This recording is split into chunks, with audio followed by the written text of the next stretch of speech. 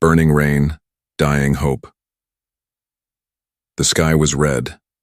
Dark clouds cracked with green lightning as acid rain poured down on the dead land. Nothing moved, no animal, no machine. Only her. An alien woman, young, weak, and alone, crawled across the burning rocks. Her skin sizzled as the acid hit her body. She had no armor, no protection, only a torn cloth barely covering her back. Her name was Yira, and her people had thrown her away.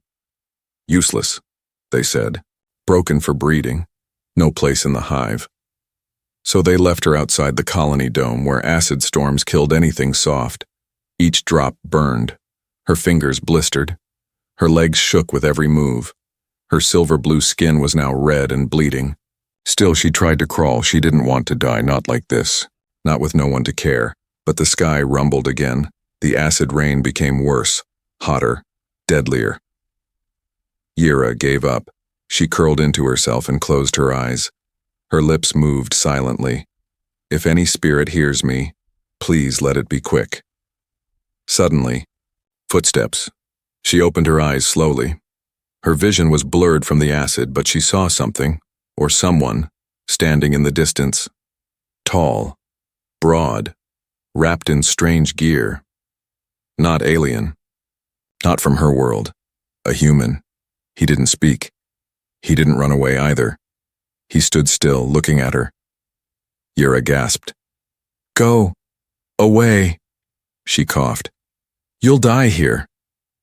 The man stepped forward. Each step made small hisses as the acid burned, the rocks under him. But his armor, earth-made, protected him. Yira tried to crawl back, terrified. Why are you here?" He didn't answer. Instead, he knelt down beside her. She saw his face through a clear visor, wet with sweat. Not fear. Calm brown eyes stared into hers.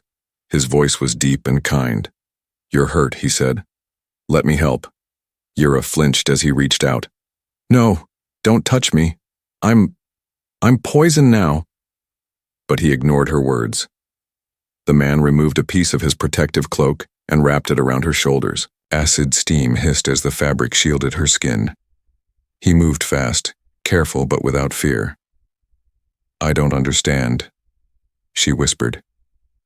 "Why would a human save me?" He spoke simply. No one deserves to die in the dirt.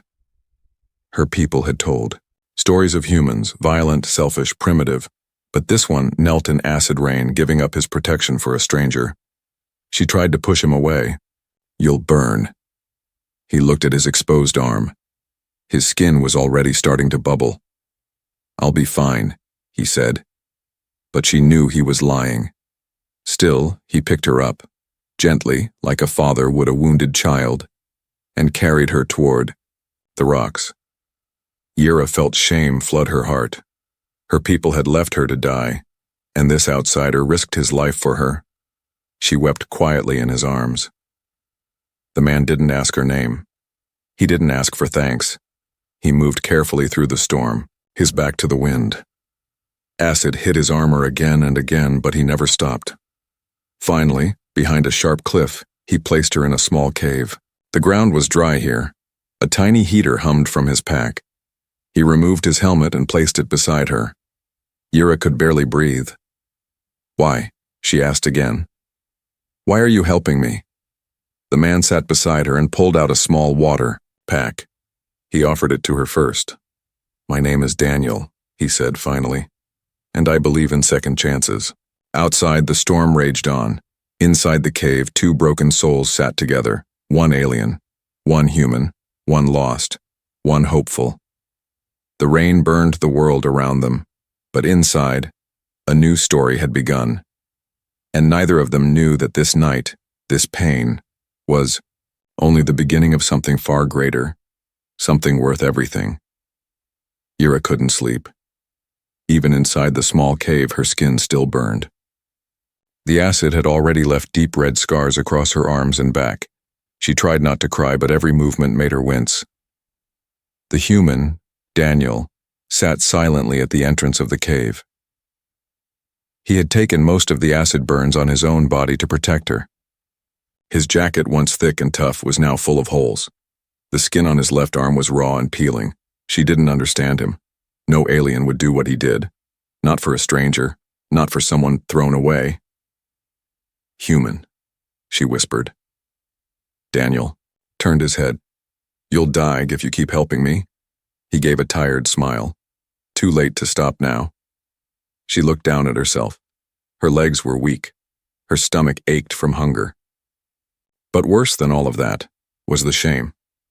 Yura was a marked one, declared unfit to breed, a burden to the hive.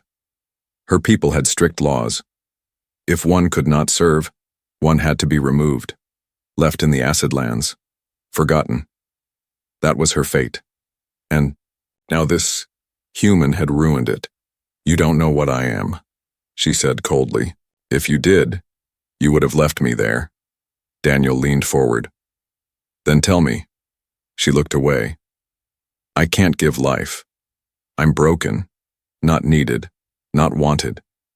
He was quiet for a moment. Then he said, You're alive. That's enough. For me. Yura stared at him, confused. That's not how it works. That's how it works for us, he said. For humans. The silence between them grew heavy again. Outside, acid rain still hissed and steamed against the rocks. Daniel checked a small scanner in his hand. Another 6 hours until the storm passes. Yura watched him closely. He was injured, tired, but still alert.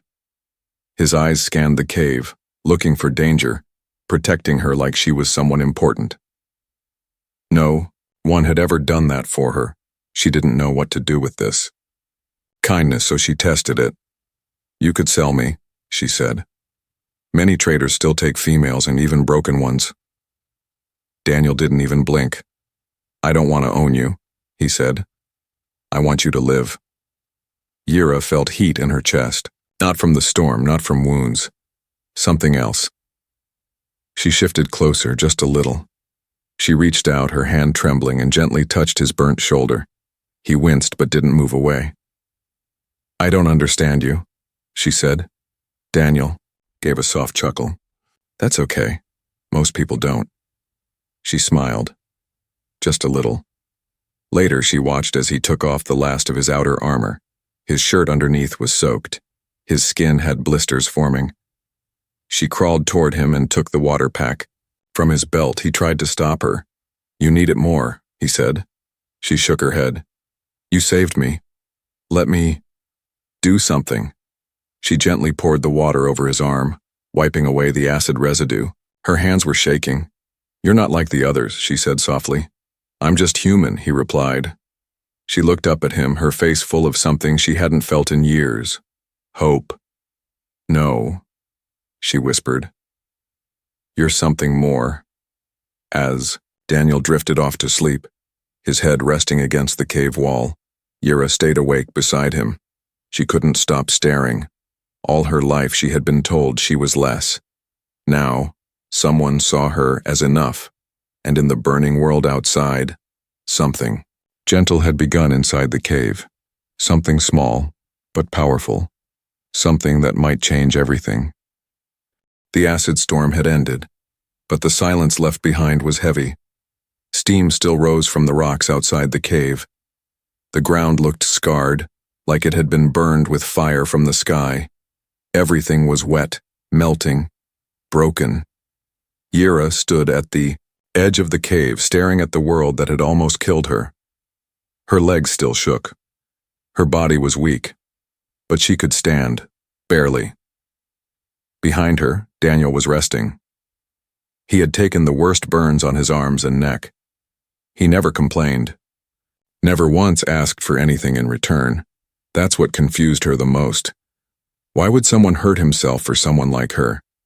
She touched the mark on her stomach, the scar of exile. It was a red, ugly brand her own people had burned into her. A mark that told everyone, this one is no good. This one is not worth saving. But Daniel never asked what it meant. He only called her someone worth saving.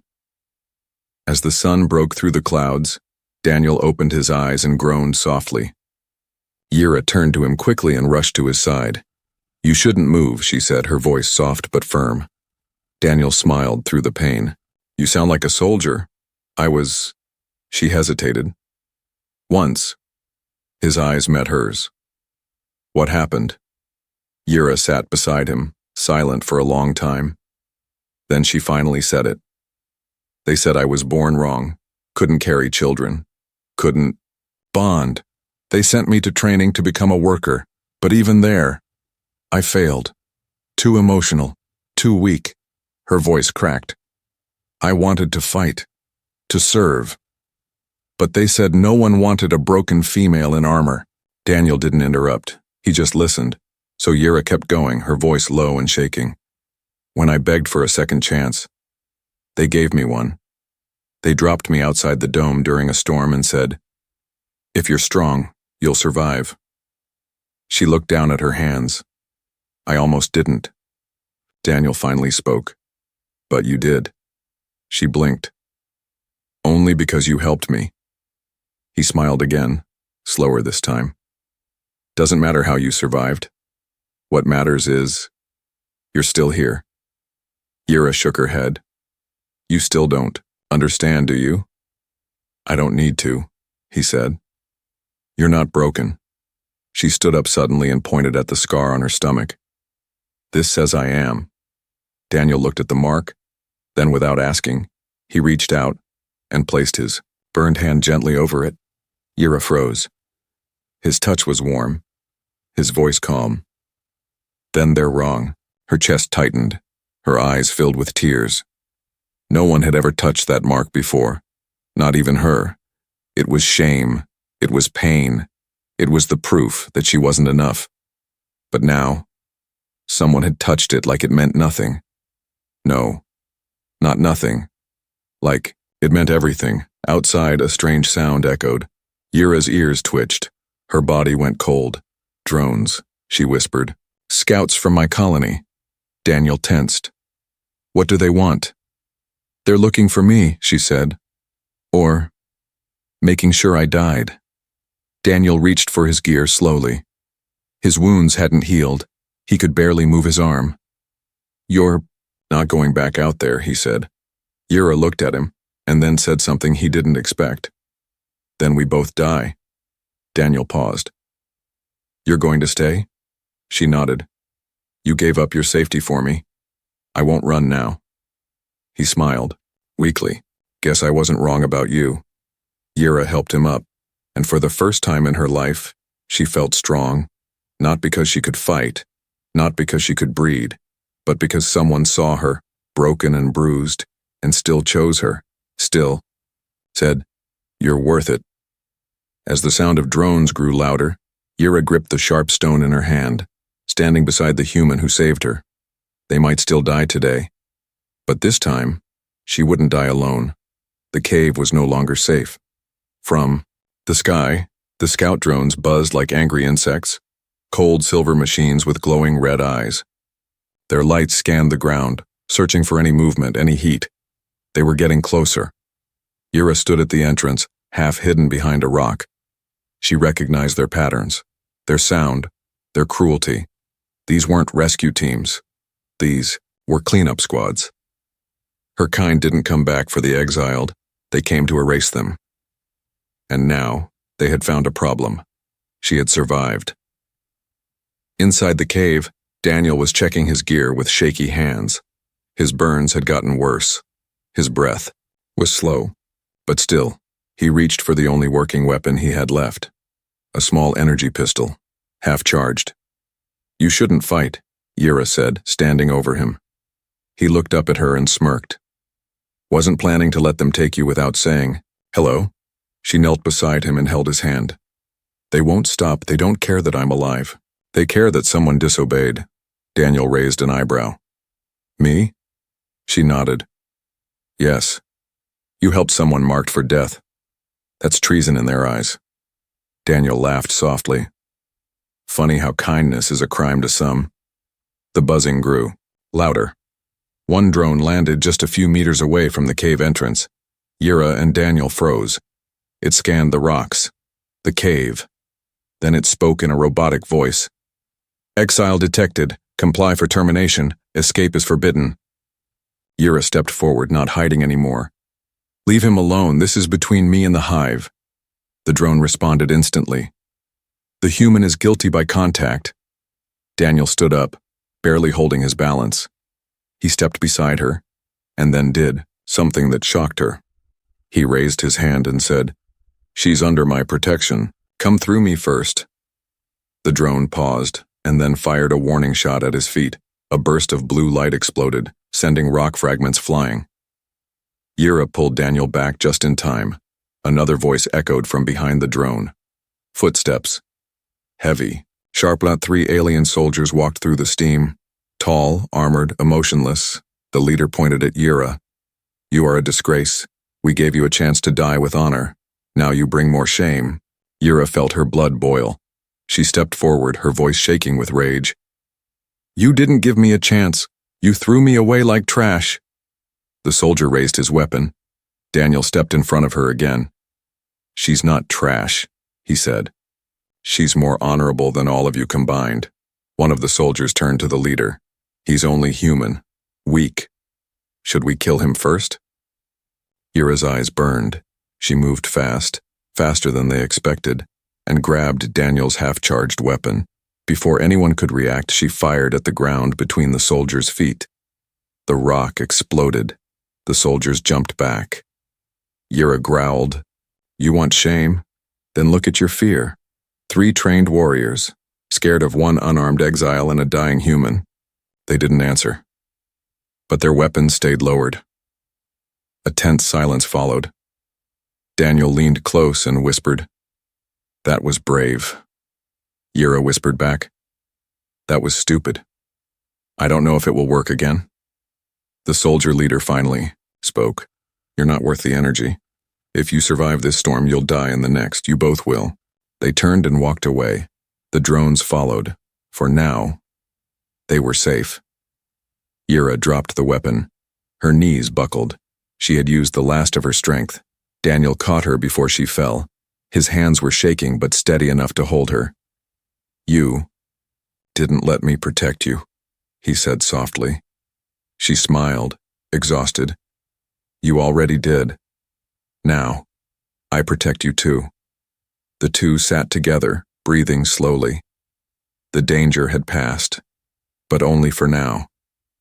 The world outside still hated her, but inside that small cave, a human had called her worthy, and for the first time in her life, she believed it. Night fell like a blanket of ash. The sky above the wastelands was still red, glowing faintly from the storm that had passed. The rocks steamed. Acid pools bubbled quietly in the distance. Inside the cave, Yura and Daniel were both silent. She sat, close to him now, not out of fear but out of choice. The danger was gone, but something inside her had begun to burn, and this time it wasn't from the acid, it was something new, something confusing, something warm. Daniel winced as he tried to shift positions. His burns were worse now. His strength was fading.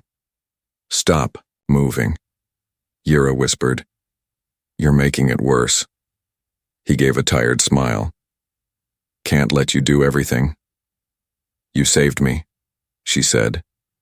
Now let me save you.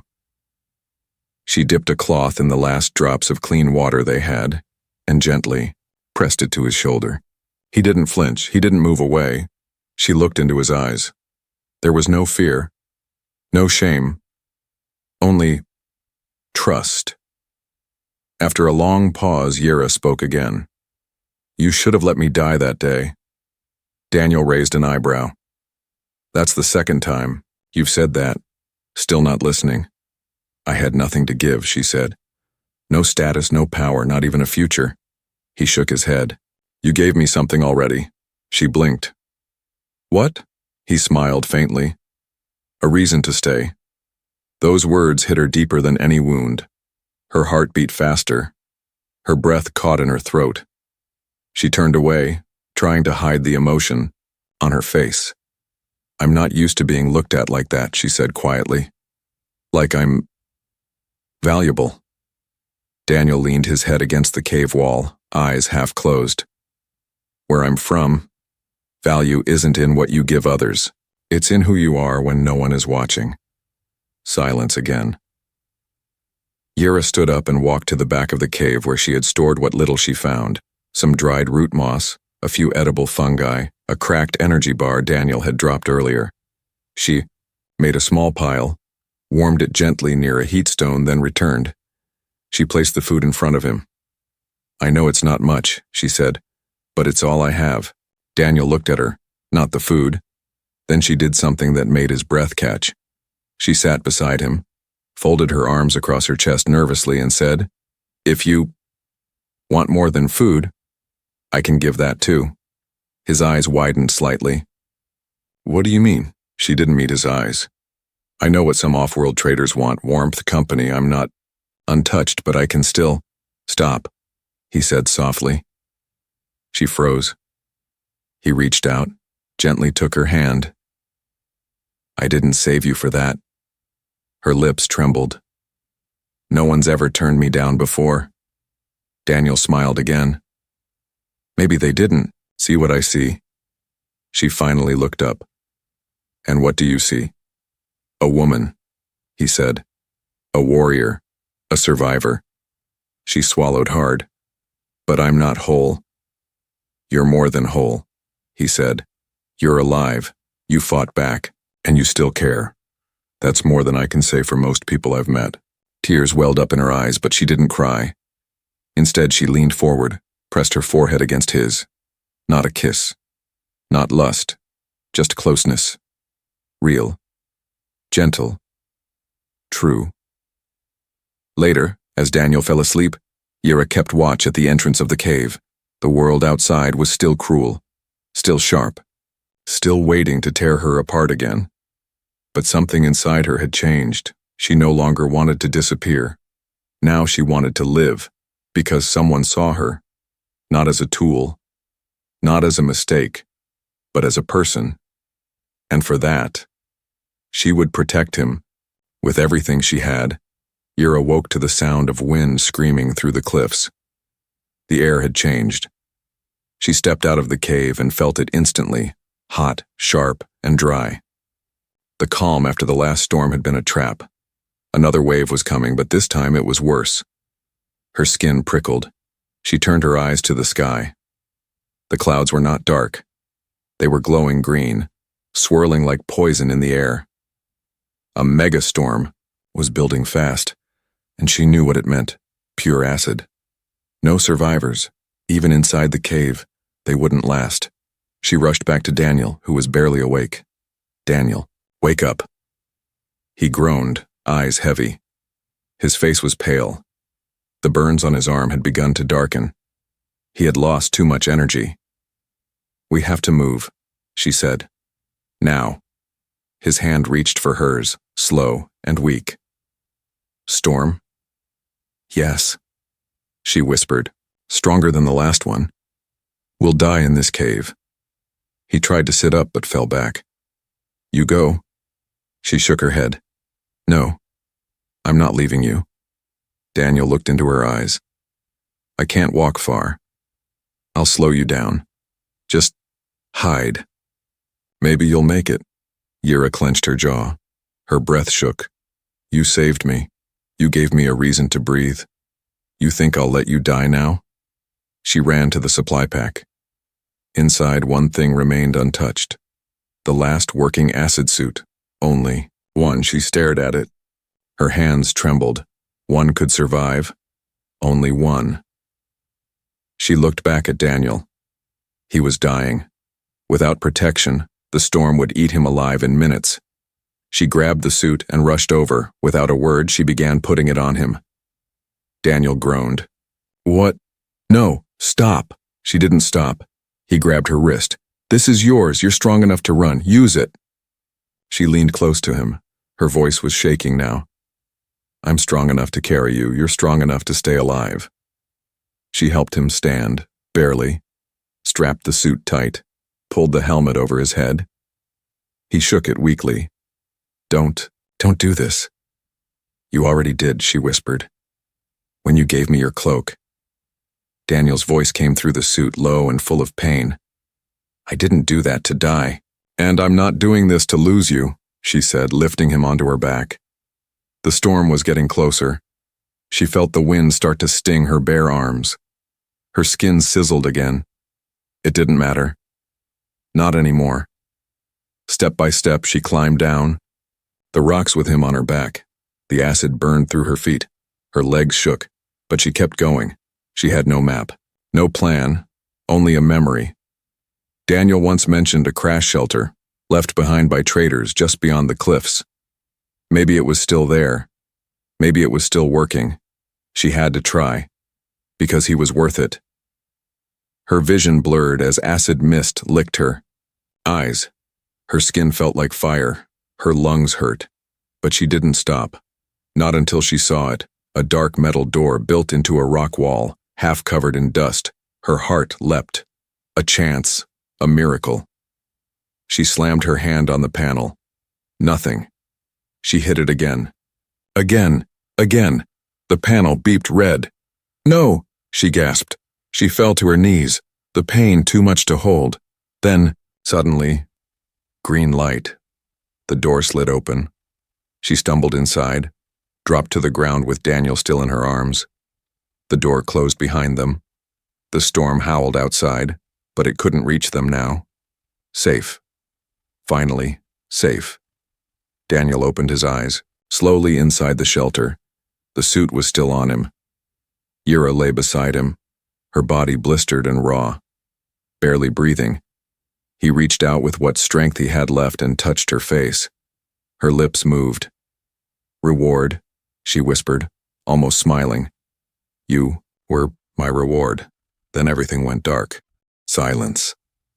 A soft hum filled the small shelter. The lights glowed a calm blue. Oxygen pumps clicked and whirred quietly. Daniel's eyes fluttered open. His whole body ached, but the pain felt distant, numb. He turned his head slowly and saw her.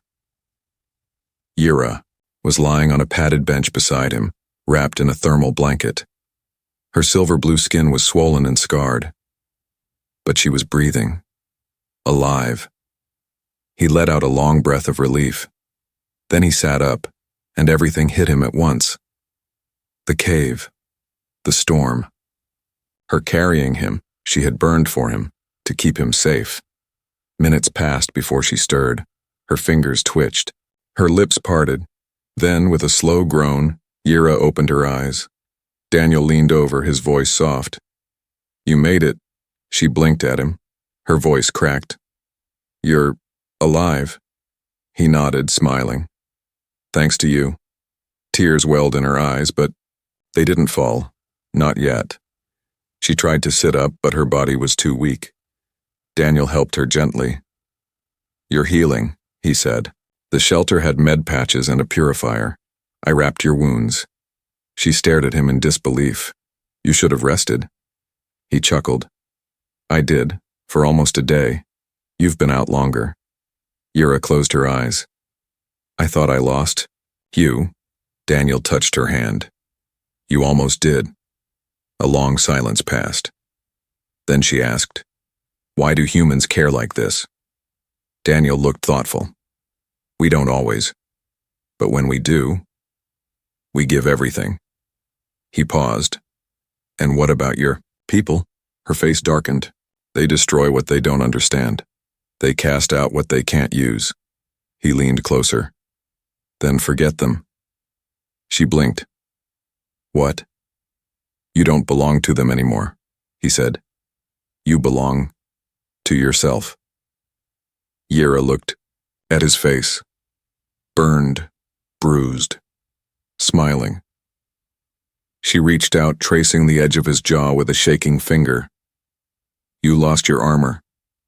I kept my heart, he replied. Her lips quivered into a soft smile. You kept me. They shared their first. Real silence, not of fear or pain, but of comfort. Then Daniel cleared his throat. I have something for you. He opened his hand and revealed something small and silver. A necklace, simple, human-made, slightly dented. I found it in my bag, meant to trade it on another planet. But I think it belongs with you." She stared at the gift, then whispered, "What does it mean?" He took the necklace and gently fastened it around her neck. "In human culture, it's not about value. It's about what someone means to you." She touched the pendant softly. "And what do I mean to you?" Daniel leaned forward. His voice was low. "You're the strongest person I've ever met.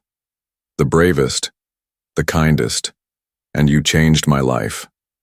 She didn't move away. She leaned in too. "And you," she whispered, "made me believe I still had one."